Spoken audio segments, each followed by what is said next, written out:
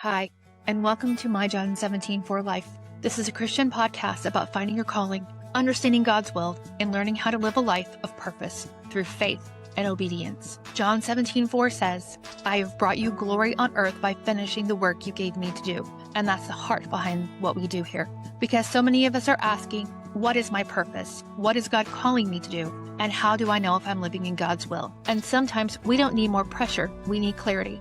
In this podcast, I sit down with real people from all walks of life, moms, business owners, pastors, creatives, and everyday believers who are learning how to follow God, hear His voice, and walk in the purpose He has for their lives. If you've ever felt unsure about your direction, overwhelmed by life, or disconnected from your purpose, you're in the right place. Hi, Rebekah. Thank you for coming on today and sharing your story with my audience. Please tell them a little bit about yourself and your journey with God. So I was practically born in the church. My mother put me in the nursery because I was an infant, and I was raised in the church. We were in church Sunday mornings, Sunday evenings, Wednesday nights, and I also attended the Christian school that was partnered with the church. And at the age of 5, I told my parents that I wanted to become a Christian and I wanted to be baptized. And understandably, they were cautious that a 5-year-old child understood the weight of what she was saying. And so they had me talk with the pastor, and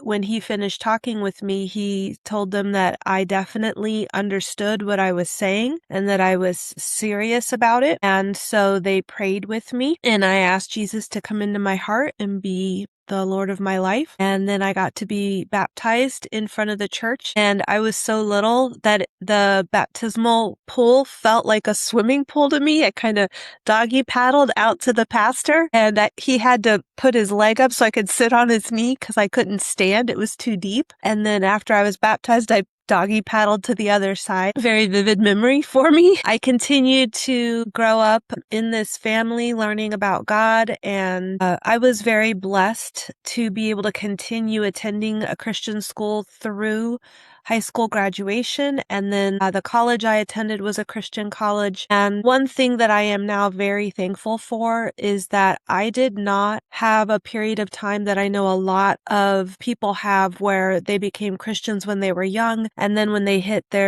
maybe their late teens, early 20s, started really questioning, do I believe this? Having doubts, kind of wandering. I did not have that struggle. I've had a very strong faith and strong relationship with God my whole life. And I know there was a period of time where I thought I have a boring testimony because I didn't have any dramatic salvation story, but I see now that there's actually a lot of blessing in not having a dramatic transformation. Yes, it's really cool to hear how God saves people from various choices they've made in their lives, but it's also very cool to have had a steady walk. So I'm very thankful for that. We all have seasons in life. Some are harder than others. Some are devastating. What was a season in your life that truly changed who you are? In my mid to late 20s, I was making decisions about my life, and my father wasn't happy with some of them and tried to get me to change my mind. And I really spent a lot of time in prayer and thought,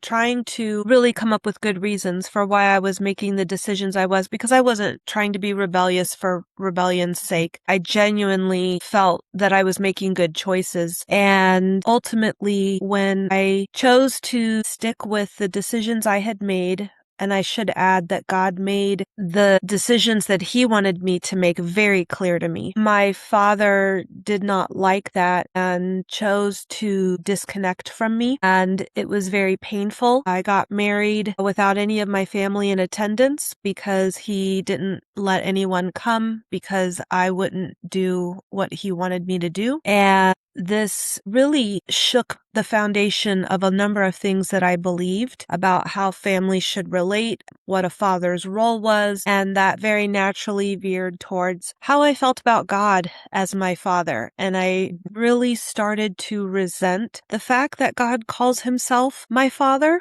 because I had such negative thoughts developing with the way I thought about my own father. And I never said out loud that I wasn't going to forgive my dad, but I had made that decision in my heart. And that set me on a path of anger and bitterness that was gradual, kind of like you gain weight gradually, right? You don't wake up overnight and you've put on 50 pounds. What Right. happened? I didn't wake up the next day and discover that I was a bitter person. It was very gradual, but God was gracious to open my eyes to see the kind of person I was turning into and to realize that I had to make a decision and that God commands us to forgive. And so this season was very difficult because I did not want to forgive my dad because I had been hurt so deeply. And yet I knew that I did not want to become a bitter person. So I knew I had to forgive him, but I couldn't, but I didn't want to become a bitter person. So it was this horrible merry-go-round. And I called my mom one day because I was incredibly frustrated. I said,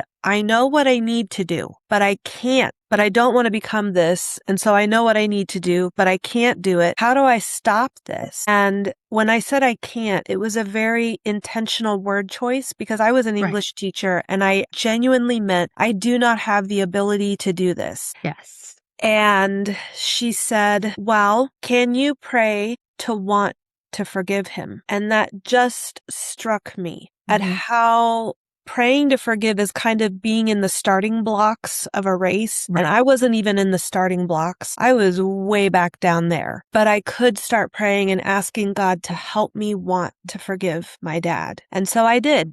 I started praying that. It was just that really short prayer every time I thought about him, which at that point was a lot because I was full of anger. And every time, God helped me want to forgive my dad. And over the course of 2 years, God helped me through that journey to not only get to the point where I wanted to forgive my dad, but to then forgive him each time an offense of something he said or did was remembered. And 2 years after I started this journey where I was committed to working towards forgiveness, I one day realized that I had this incredible lightness and unexplainable sense of freedom in my heart and in my soul, just in my whole being, because God had taken what was in me, the anger, the bitterness, the unforgiveness, and he had replaced that with his love, his forgiveness, and honestly, a true desire for reconciliation, which blew my mind. And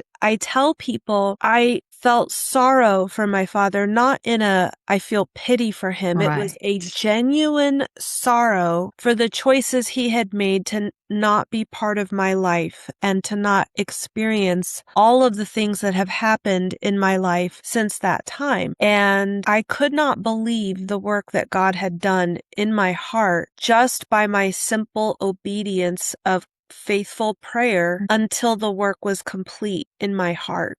A friend of mine, another friend, had really hurt me really, really bad. And she told me, she said, every time you think of her, every time you think of the hurt, pray to ask God to bless the work she's doing. And it did. It took me about a year to where the pain stopped hurting. And I didn't realize it until one day her name popped up on Facebook and I'm like, oh, I don't feel anything anymore. It's amazing because I'm one of those people of like, it replays in my head, the hurt. And that is difficult, but it's different with a parent. Yeah. I saw a reel that popped up that it said some parents would rather not have you in their life than admit that they were wrong.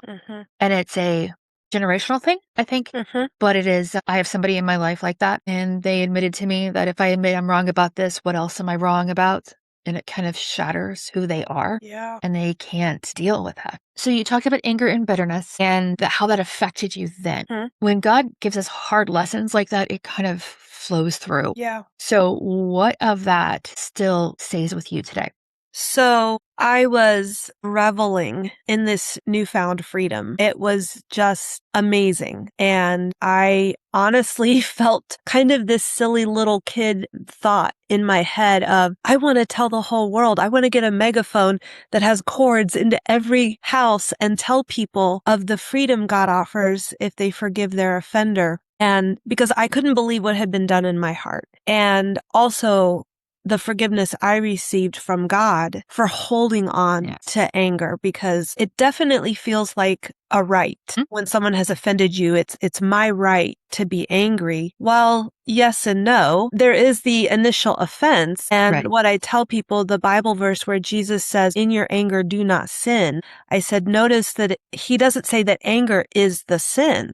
He says, in your anger, do not sin, because sometimes there are times where we should feel righteous anger when we see the things of this world that grieve God's heart. But most of the time, what I feel, what we feel isn't righteous anger. We like to tell ourselves it is, but it isn't. And so I was really just kind of healing and being restored from having these two very toxic, poisonous emotions taken from me. And then I started feeling that familiar call of, you need to be speaking to people, you need to be helping people, you need to be doing something. It wasn't a specific, this is what you need to do. It was that call of helping others. And I started thinking about that. What does that look like? And I had been blogging for a long time, and I thought, well, I'll start writing some specific things that I have learned as a result that I think will apply to other people regardless of the situation that they are in or have been in, regardless of who has hurt them or how they've been hurt. If they are Christians, here are some principles that apply no matter what that I've learned. And I'm going to share practical steps to forgive when forgiveness feels impossible. And then the writing wasn't enough. I thought, I know that eventually more people will find my blog, but I'm not helping enough people just by writing. And God put this really scary, crazy desire to go speak. And I say scary, not because speaking for me is scary, because I was a middle school English teacher for 15 years. I don't have a problem getting up and talking in front of people. It was this, is anyone going to want to listen to me? And so I started following his call. And you know when you're following God's call for your life, because everything is like dominoes. Doors open, introductions happen, windows open, and you're just like, yeah, I couldn't have made this happen. Right? It's too easy. It's too smooth. And so I did what I needed to do to learn how to become a speaker and start speaking to Christian women, because I've told many people, whether you grew up in the church or not, whether you grew up in a Christian home or not, I believe that one core value that most people have is the understanding that it's important to forgive. We teach children this in preschool, right? But what we don't do is tell people how to do this when it's more significant of a hurt than he stole my toy, right? And I said, I've been in the church my whole life. I've been in youth group. I've been in small groups. And I said, if there was someone at some point who taught how to do this, then I missed it. And I said, but I don't think that I was oblivious for my whole life. And I said, I think it's really important that when people know that this is a command that God gives, they know that it is something that's important and they're trying to be obedient, but they have been hurt so deeply they don't even know how to do this. Because you can't say, I forgive you, if it's not there. But emotions are indicators, not decision makers. So how do I make all these grinding gears work together, right? Forgiveness is not an emotion, it's a choice. But how do I choose to do that when my emotions are screaming no? And so I go around talking to women in groups, conferences, events. Here are the practical steps you can take to forgive when forgiveness feels impossible. Because just like salvation is a gift for you, it is for you. Right. But then you are to share that gift with others. And I feel very much that forgiveness, like salvation, forgiveness for me from God was a gift for me. But now I need to share with others how to do it, because God walked me through it and it's not just for me. I love that, because it's as someone who also grew up in the church. There was, the big sins. You grow up in the church, you don't do those things. You're not out partying, all of those things. And it feels like you don't have anything to worry about. But anger is one of those things. Even wrath is one of those things. And it just kind of festers inside of you. And it is difficult, because the way I was taught was you are to forgive and forget and never remember it again. And the older I've gotten, the more I realized that doesn't say that in the Bible anywhere. That does not say to forget, because I would love to have, the pensieve in Harry Potter where you just take the memory out and put it in the book. Yes. I would love that. I'm like, please let me have that, because I don't want to remember what you've said and what you've done to me. But the thing that I've had to deal with is that there are certain people in my life who keep repeating the pattern, and I have had to put up boundaries. Yes. And they believe that if you truly forgive, you won't have boundaries. The boundaries go away. And you're supposed to let somebody back in your life 100%. And that's not how it works. Forgiveness doesn't mean access. Forgiveness is for me to get the toxin out of me, but that doesn't mean you get access to my life. Yeah, that is 100% correct. I have been coaching some women through the story of Joseph to use his life as an example, things that we can pull from the Bible, from his story, what we see about his journey to forgiveness. And I've told them the same things you just said, that you look at Joseph's life, you can see he set boundaries. Yes. Right? He didn't have his brothers and all the extended family move into his house in Egypt. He had them in a separate land. And I'm sure there were good reasons for them as well, because they were shepherds. But Joseph kept boundaries. Forgiveness does not mean 100% access, because when someone has hurt you this deeply, you have to be careful in letting them back in slowly. It's like anything else. We say trust is easily broken and hard earned. And when you've broken it, forgiveness doesn't mean, okay, you're back. Right. It means, okay, I'm willing to see if we can restore this and maybe get back to where we were, but maybe we won't. And it's not that I'm being unkind, it's that I'm being careful. And boundaries actually help create good boundaries, help create healthy relationships. And no, we can't forget. We can't choose to. I hate that expression, forgive and forget. I tell people, I would encourage you to replace it with forgive and let go. Because when God's gift of forgiveness is complete in your heart, you will still remember the event, but it will not trigger those emotions. It will be as if it is a completely different memory. You still remember it, and maybe there's a sadness that it happened, but you will not have the anger, the wrath, the vindictiveness. None of that will come up, because you've been able, through the power of God, to forgive and let go of what was tied to that memory. I'm going to kind of separate into two separate things here, because I was assaulted as a child, and I have forgiven that man, but he doesn't get access to me, and he certainly doesn't get access to my daughters. And I was told that that's not forgiveness. And then there are people who are in my life who keep doing the same thing over and over and over again in their family. And so there is forgiveness, but there's also accountability, because they are Christians. Like, you should never, ever remember it, never hold it to my account. But it's like, you're not changing. You didn't really repent. You're not changing. You're not growing. And so there's different aspects of things from how I see forgiveness to allow into that. And then I think, I'm going to say it anyway, I think people use the concept of forgive and forget because they want full access to continue abusing. I think that's definitely true in some cases, yes. They use it to take the Bible and whack you upside the head with it because they want to be able to do that. So God has called you to help women out of anger. And I love that as somebody who has walked through a lot for herself. What has the nitty gritty, down in the dirt obedience look like to follow this calling? It started with, okay, I know a lot about speaking, but I don't know how to find places to speak. I don't know what are the kinds of questions that I need to ask, how to start those conversations. So I was talking to my mom. I rely on her a lot for advice. And I said, I really want to find someone that I can ask, how do I start finding opportunities? But I said, the only speakers that come to mind that I can think of are the ones who are essentially so famous, big, that they're inaccessible.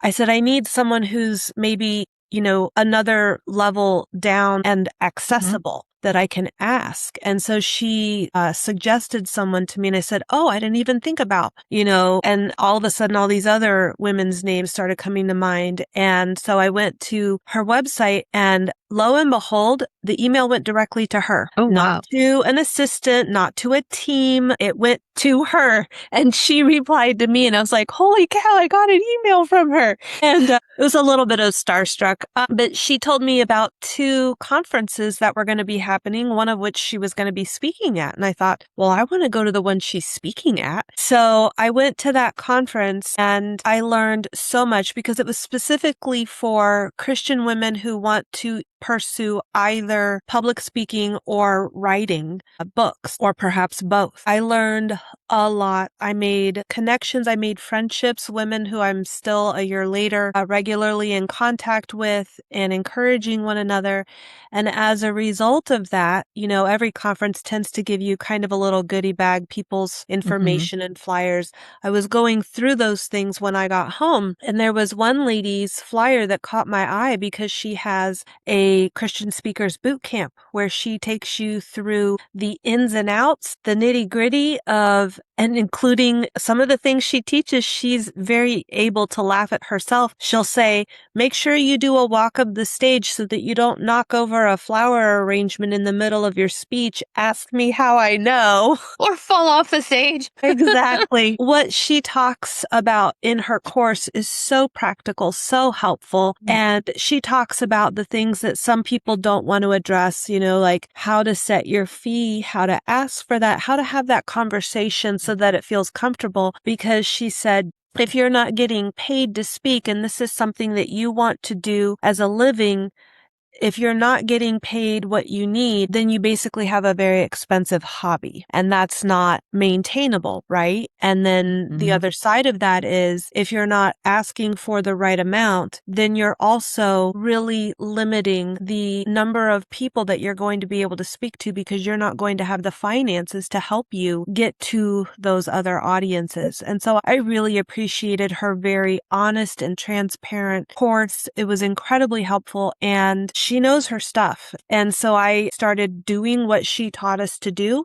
And I got some speaking engagements, and I fixed some things on my website based on feedback that she had. I had a speech coach through her course that helped me. By the time I was done, I had my keynote speech beautifully polished, ready to go. And as I started speaking, I thought, this is great, but I want to do more. I just felt that holy pressure to do more. And I thought, I love speaking to a room full of women, but I want to get one-on-one. How do I do this? And so then God opened some more doors and said, basically, look at how you can help more women through coaching, one-on-one, helping them get from where they are to where they want to be. And I thought, okay, God, this is exciting and scary all at the same time, but I'm going to keep moving forward one step in front of the other. And if I make a step where you don't want me to go, please stop me, close the door. But I want to do this in a way that is honoring you and helping other women. And one day it hit me. I was out on a walk, and I became overwhelmed with tears because the reality of what God was doing hit me. And I thought, God is going to be working in these women's lives and in their hearts to heal them and restore them. And He's inviting me to go along for the ride and be part of that. And I was really glad that nobody else was out on the street walking at that time, because I was just crying and I thought people are going to think I look like a nutter. But I was overwhelmed with the blessing that I get to be part of what God is going to be doing in helping to break chains and heal other women. And I find that very humbling. Yeah, it's that step into, I figured something out, and into public speaking. That's a bigger step than people realize, Yes. because you can't hide. It's not the same. Like I wrote a blog post. You can't see me. You don't see my emotions. You don't see all the other things that are going on. But when you're in front of the stage, it matters because you have to pull them in while keeping yourself pulled in. Yeah.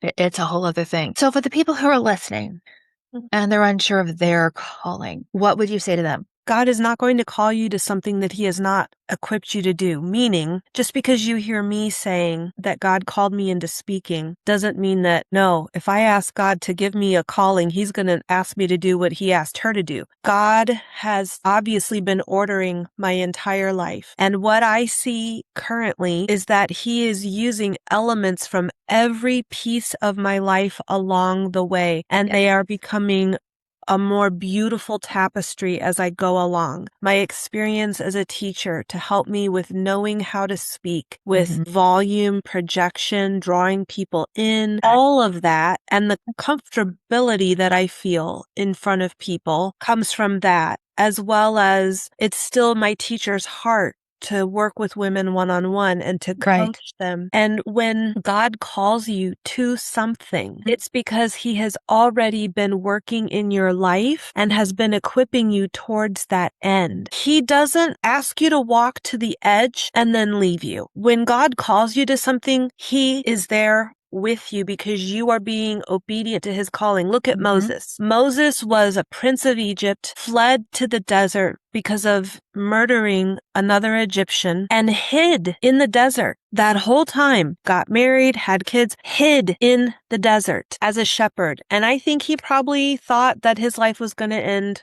quietly and anonymously. And if you're familiar with his story, you know there's a burning bush, and God says, no, not only am I not going to let you spend the rest of your life here, you're going to go back to Egypt and you're going to be a leader and you're going to lead my people out of Egypt, right? And of course, Moses had a lot of excuses, and it's easy to laugh and point the finger, but then I start thinking about the excuses I've made for various things, right? It's very human because it's scary.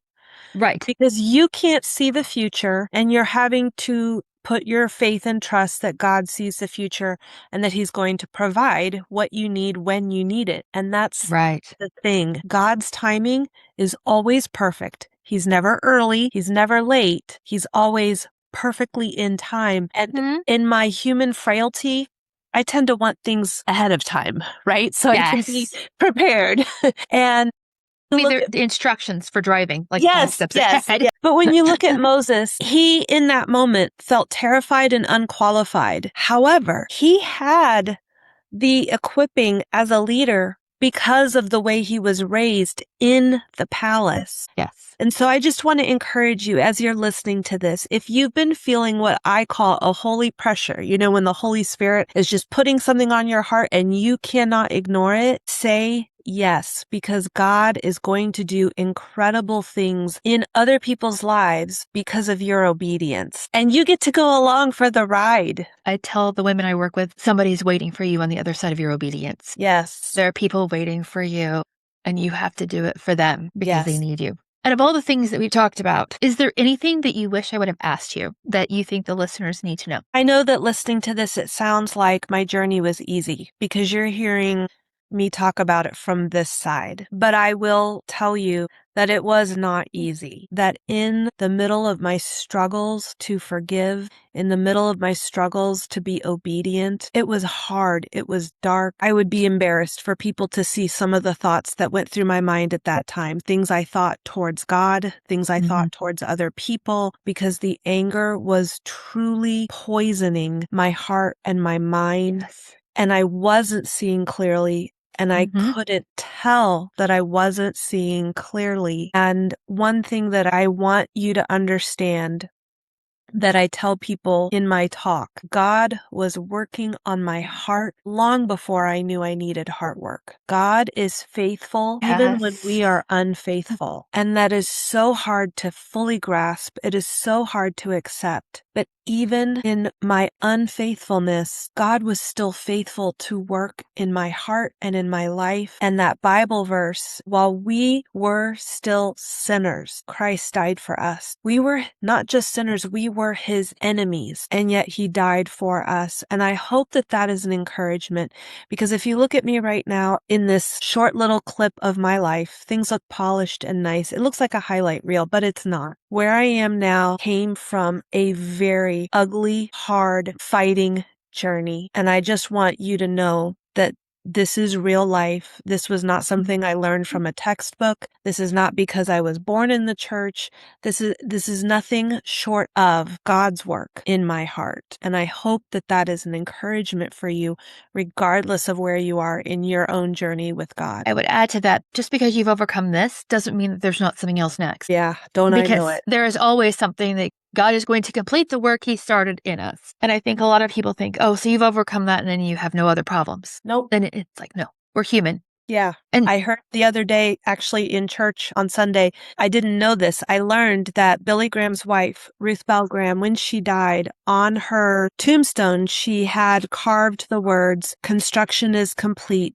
Thank you for your patience." And that just struck me, the attitude that I need to have. I am constantly under construction until the day I step into eternity. Yes. My life is not perfect, and there will be other trials. I'm not looking forward to them, but I know that when they come, I know the one who controls all things, and I can trust him to continue to be faithful in my life. Yeah. So before we close, I always ask a question that's been either submitted by a listener or somebody who I've interviewed before. And so the question I have for you, and it's funny how they all just kind of fall into place. We've all had trials and mistakes along the way. How do you deal with imposter syndrome of not being perfect while helping others overcome what you have faced?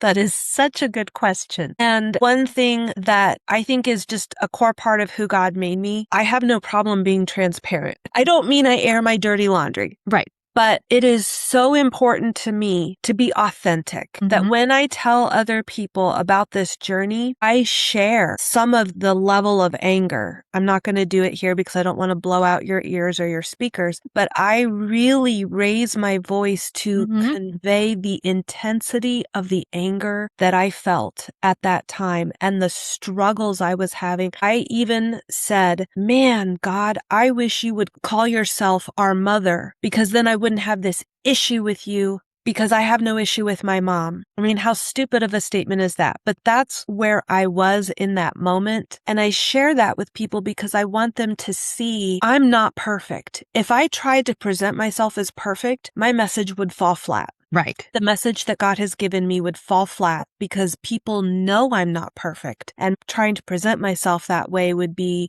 very obvious and very off-putting. But by sharing some of the specific struggles that I went through and showing how God completed the work of forgiveness in this part of my life allows me to avoid the imposter syndrome, because I know who I am. I'm a daughter of the Most High King. Right. And I mess up every day.